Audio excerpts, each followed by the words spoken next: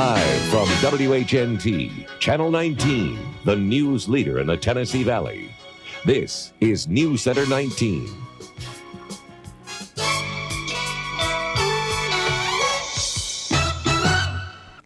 Some Huntsville residents may be hitting the streets to protest the reinstatement of Officer Jim Smith to the Huntsville Police Force. Tonight, a coalition of concerned citizens met here in Huntsville, and News Center 19's Valerie Carter is standing by live in our newsroom to tell us what happened. Val?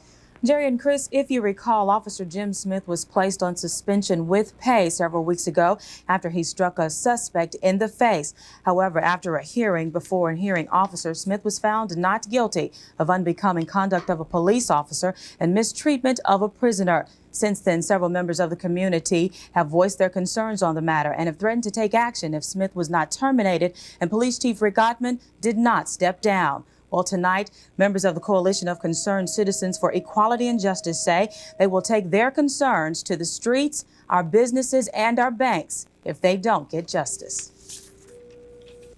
We have talked and we have talked. All right. Now it's time to walk and walk. Because see, we back in 1960, we were served the same, we're being served the same old warmed over soup that we were served in 1960. Even when they discriminated against us, they let us come to the bank and take our dog. They want that dog. So what we're gonna do, we're gonna start a selected buying campaign that's never before hit this city. We're here to publicly protest the brutality measured out to one Kenneth Stevens on his arrest, and the blatant idea that the officer was innocent of any wrongdoing. Now, Jerry and Chris, the march that the coalition has organized will begin tomorrow morning at St. John Church at 11:30. Now, as I said before, members of the coalition say this is just the first step. They've also organized a selective buying campaign, and they've also asked residents to take their money out of our local banks. Val, let me ask you this. What kind of support, any indication of what kind of support this group has? Well, Jerry, that question was asked tonight. Would the people support this? And there was a lot of applause from the public. But in this case, I'm pretty sure only time will tell. All right. Thanks, Val. That's Valerie Carter reporting live from our newsroom. Jerry? 10 Alabama A&M University football players charged with ganging up on a fellow student will be back in a hearing room tomorrow. That is, unless a federal judge intervenes. The attorney for the players went before the judge today to plead their case. She says the students' rights were violated and that the university cannot offer them a fair and impartial hearing. The judge is expected to rule on the case in the morning. Healthcare workers are taking the message about AIDS directly to those at high risk of catching the disease.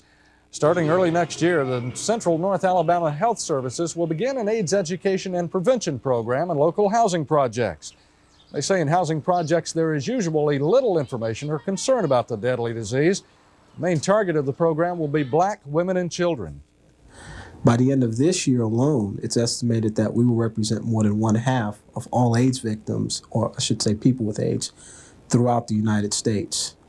So the problem of AIDS has come home, but we have not recognized that because we still perceive, and I'm saying we as minorities, we still perceive AIDS as being a gay white male disease, which it is not.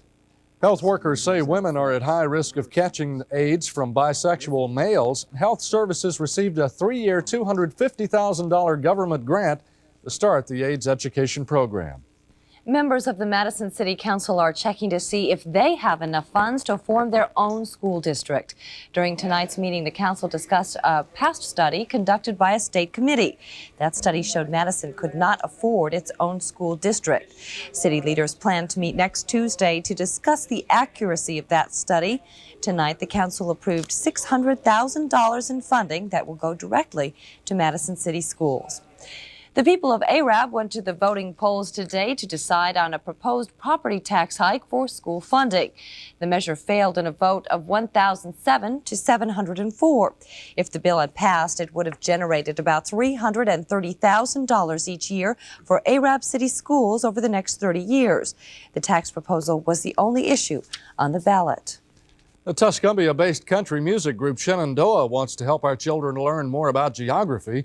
So the group, which used the lawn of the Colbert County Courthouse as a setting of its first music video, wants children to know more about the world they live in than what's around home. Shenandoah has agreed to be honorary co-chairman of the Alabama Geography Bee. Competition at school starts December 1st. A student who wins a state contest next March at UNA will then go on to national competition in Washington, D.C. Well, Tim Simpson joins us now and turned into a real nice day today. That's right, and there's more to come. Let's call it the midweek warm-up, and we'll tell you all about it when we come back.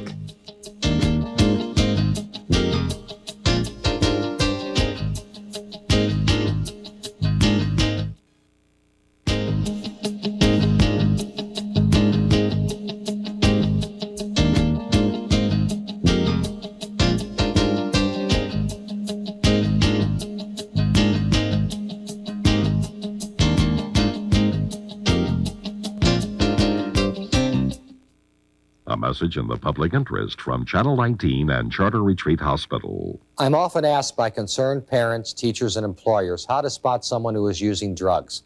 My answer is usually the same. You spot drug users with great difficulty. Unfortunately, many of us think of drug users as wild-eyed, bizarrely dressed individuals who engage in flamboyant or oddball behavior. The fact is that drug users look as normal as anyone else. What's more, most are extremely good at covering up their habits or addictions. But chronic drug users will almost always begin to exhibit certain behaviors. These include tardiness, truancy or absenteeism, a general pattern of irresponsibility, frequent minor illnesses, increased irritability, isolation from friends and family, problems with the law. Even when drug use in a friend or family member is suspected, many of us are not willing to do anything about it. You should remember, drug use is often a life or death situation. I'm Dr. David Ohms. While 54 degrees wasn't bad today across the Huntsville area, I think we'll do a little bit better tomorrow, about 10 degrees warmer. Right now, let's look at some cool numbers outside. Huntsville at 38, the Shoals also at 38. Our skies are partly cloudy. There are the relative humidities, the winds, and barometric pressure readings tonight at 10 o'clock. Let's answer the what and the why tonight. What we are seeing, partly cloudy skies across the viewing area. Why? Well, it's this trough of low pressure that extends all the way from the Canadian border back down south into the valley. And that's bringing some cloud cover, a little more moisture in the air tonight versus what we have seen, say, for example, last night. But no rainfall in the area. Most of the precipitation is coming up toward the northeast. We are seeing some snow throughout sections of New York State back into Ohio, and some of that changing into rain as we move into eastern sections of, say, Pennsylvania back down south through the Shenandoah Valley. Snowfall totals could be 1 to 3 inches tonight up across the sections of the northeast. Not seeing anything but some partly cloudy skies back in our area. While out to the west, seeing a lot of cloud cover today throughout much of Mexico up into Texas as that very moist flow continues right now. And we're watching this little frontal system up to the northwest right now. Behind that, snow in the higher elevations, of course, rainfall along the coast right now, and that will begin pushing toward the east and then begin dropping southward as we get a little bit closer to the weekend. Then that's going to bring a change in our weather, some cooler temperatures and a chance for some rainfall. Here's the cloud cover that we're seeing right now. You can see some of these partly cloudy streaming through the area right now. As you go back a little bit further to the west, you'll be able to see that our upper level wind flow is from west to east generally, picking up those clouds and streaming them toward the east. Now, rainfall, not that much, not seeing a lot of precipitation right now, about the same areas that we have seen for the last day or two back to the northwest, and then through the Carolinas up into Virginia, but once again, nothing here in the Tennessee Valley. Low temps for tonight, not bad. We'll see temperatures in the 30s, no 26-degree readings for tonight. No record low temperatures in the forecast for tonight either. Highs tomorrow in the 60s and the mid-60s at that, and by the end of this week, we'll be up close to the 70-degree mark. Speaking of tomorrow's forecast map, well, here you see it, that front bows on out to the east, but then begins dropping southward as we get a little bit later on into the week, and that brings our chance for rain that you'll see in the 5-day forecast in just a moment. Mostly clear skies tonight, north winds, a low temp right around 30 to 31 degrees. Then for tomorrow, mostly sunny and warmer, north winds 7 to 14, and our high 65 degrees. Now here's a look at the 5-day planner. Nice temps, but a chance for some rain as we move into Friday and Saturday. Temperatures will take a little drop there as we move into Sunday after we get that front through here. Overnight lows from 35 degrees to 40 on Friday night, down to 34 degrees, though, on Sunday. Our umbrella winner is Huntsville's own Betty Haney for tonight. Just keep giving those umbrellas away at just an incredible rate. Okay. That's good. Thanks, Tim. All right. This time of year, our thoughts turn to the holidays, family and friends getting together to celebrate. Well, today, Kastner Knott and the Huntsville Junior Women's Club gave you a little help in finding what you need to wear for this holiday season. The annual holiday fashion show brings out all the glitz and glamour of the holidays. Whether you'll be attending formal get-togethers or just playing host to visiting relatives, this show had it all. The proceeds of today's holiday event will be used to benefit the community through the Huntsville Junior Women's Club. Coming up in a moment on the News Center, millions of women have them, but just how safe are breast implants? Should the FDA require more testing? And talk show host Oprah Winfrey carried a strong message to Capitol Hill today. These stories and more coming up next.